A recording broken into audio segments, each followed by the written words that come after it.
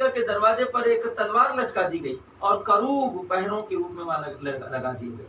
आप सोचिए, जब आप मर्सी सीट को देखेंगे, मर्सी सीट को देखेंगे तो आपको पता चलेगा मर्सी सीट पर 2 करूब बैठे हैं और बीच में क्या है, वाचा के संदूक के ऊपर लहू छिड़का हुआ है। वह लहू जो छिड़का हुआ है वो प्रतिनिधित्व करता है परमेश्वर की आत्मा का, परमेश्वर के वचन का, परमेश्वर के वचन की तलवार का, परमेश्वर के मेमने का। करूब वो सुरक्षा है कि यहाँ पर आप, वहां पर हर कोई व्यक्ति नहीं पहुंच सकता। आपको इसको समझना पड़ेगा। आदन की वाटिका से निकाल दिए गए, आप अपने जीवन में एक गलती के कारण आप आत्मिक आदन से बाहर होकर दिए जाएंगे। इसलिए विश्वास का समय है, ज्योतियों का समय है, अनुशासन का समय है, सतर्कता का समय है। बाद में मत बोलिए कि हमारा लाइफ के अंदर इस प्रकार का घटनाएं क्यों घट रही है, क्योंकि परमेश्वर का वचन आपके पास में आया है, आपने उसे सुना, उसे ग्रहण कर रहे हैं, आप उस पर चल रहे हैं, उस पर अमल कर रहे हैं, उसमें उन्नत होइए, उसमें समृद्ध होइए, उसमें सर्वश्रेष्ठ बनिए, उसमें पूर्ण रूप से आशीषित हो जाइए और अनुग्रह को ग्रहण कीजिए, पवित्र आत्मा की सामर्थ्य को ग्रहण कीजिए, ताकि आप जीवन में प्रवेश करें। ये बहुत महत्वपूर्ण है मेरे प्रियो। आदम की वाटिका में शैतान ने आदम और हेवा से कहा था कि तुम इस वृक्ष के फल को खाओगे तो मरोगे नहीं, और खाने के बाद में बाइबल यही बताती है कि वे मरे नहीं।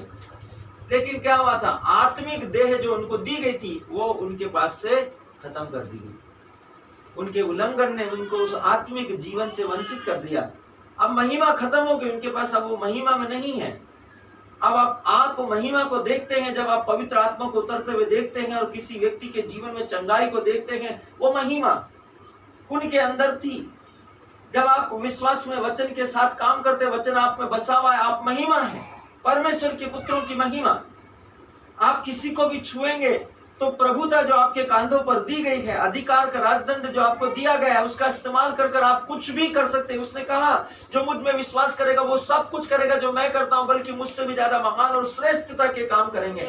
वो महिमा आपके पास में रहती है जब वचन में आप चलते हैं। लेकिन वचन में आप नहीं है तो महिमा में भी आप नहीं है। यही है अनुशासन में चलना, और अनुशासनहीनता करने का परिणाम आपके जिंदगी के अंदर व्यक्तिगत रूप से समझिए। मैं एक उदाहरण देता हूँ। बहुत सारे लोग कलीसिया में चंगाई को पाते हैं, और चंगाई को पाने से पहले वे अपने जीवन में बहुत से गवाहों से भरे होते हैं। मेरे पाँव में दर्द है, मेरे सिर में दर्द है, मेरे हाथ में दर्द है, मेरे कान में दर्द है, मुझे आंखों से कम दिखता है, मेरी रीढ़ की हड्डी में दर्द है, पैरों में जलन है, मेरे घर एक्सीडेंट हो गया बच्चों का, वो पढ़ते नहीं है, मेरी बेटी का ऐसा हो गया, बेटे का ऐसा हो गया, पत्नी पति से तलाक ले रही है, बहुत से वगैरह वगैरह समस्याएं हैं। क्यों? क्योंकि अनुशासन के बाहर है, अनुशासन के बाहर, महिमा के बाहर, वचन के बाहर जीवन में यही है। लेकिन जिसके अंदर जीवन है उसके अंदर ये कुछ भी नहीं है। जिसके अंदर परमेश्वर के पुत्र का जीवन अर्थात सुसमाचार है, वचन है, उसमें कुछ भी नहीं है। यदि आप वचन से जुड़े हैं और उसके बाद भी आप महसूस कर रहे हैं, तो जरूरी है कि आपको प्रतिदिन आत्मिक पाप स्वीकार करना है। व्यक्तिगत रूप से अपने आप को यीशु के लहू से धोइए, वचन को पढ़िए, और हर एक वचन को ऐसे पढ़िए कि ये सिर्फ आपके लिए लिखा है, तब आप में जीवन का संचार होगा। मेरे प्रियो, हमेशा आप देख सकते हैं आपके सामने बहुत से उदाहरण है। कितने लोग चैपल जाते, चर्च जाते, प्रार्थना करते, कम्युनियन लेते हैं।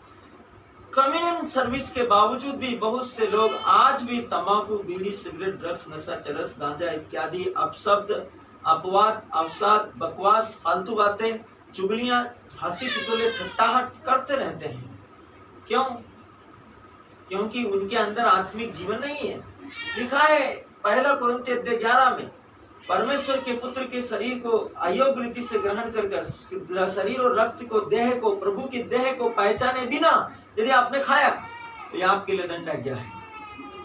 आप उसको खाते रहो, जिंदगी भर खाते रहो, आप अपने पापों में बंधे रहेंगे।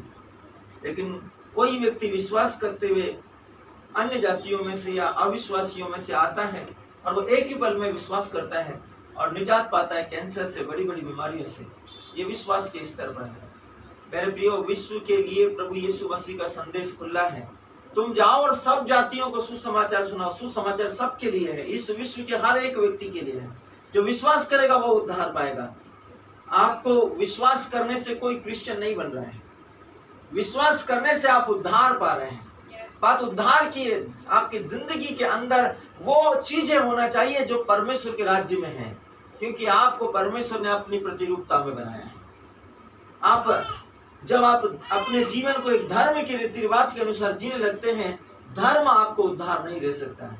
धर्म के पीछे कितने ही लोग अपनी जिंदगी में बहुत कुछ करना चाहते थे लेकिन नहीं कर पाए, बर्बाद हो गए, कुछ मिट गए, कुछ कट गए, कुछ मर गए, कुछ परिस्थिति और हादसों के शिकार हो गए। लेकिन जब आप उद्धार पाने की कोशिश करते हैं तो सचमुच विश्वास के द्वारा आप अपनी परिस्थितियों से निजात पा जाते हैं। ये समय है कि हम अपनी परिस्थितियों से निजात पाने के लिए आत्मा में परमेश्वर के वचन को ग्रहण करें।